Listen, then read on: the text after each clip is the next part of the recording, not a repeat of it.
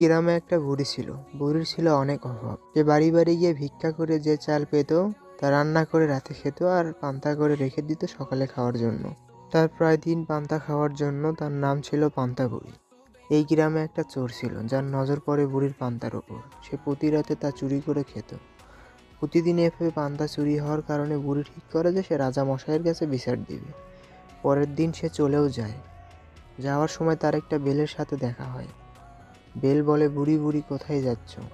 বুড়ি বলে, চোর আমার প্রতি রাতে পান্তা খায়, তাই রাজার কাছে বিচার দিতে যাচ্ছি। বেল বলে, ফিরে যাওয়ার সময় আমাকে নিয়ে যেও। তারপর বুড়ি সেখান থেকে চলে যায়। কিছু দূর যাওয়ার পর বুড়ির একটা শিং মাছের সাথে দেখা হয়। মাছ বলল, বুড়ি বুড়ি কোথায় যাচ্ছ?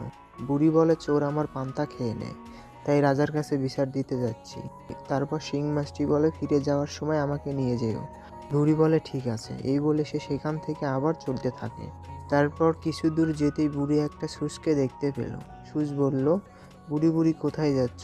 বুড়ি আবারও একটা কথাই বলল, চোরে আমার প্রতি রাতে পান্তা খেয়ে যায়, তাই রাজার কাছে বিচার দিতে যাচ্ছি। ছুঁচ বলল, ফিরে যাওয়ার সময় আমাকে নিয়ে যেও। বুড়ি বলে, ঠিক আছে। তারপর বুড়ি সেখান থেকে চলে যায়। আরও কিছু দূর যেতেই বুড়ির একটা ছুরির সাথে দেখা হয়।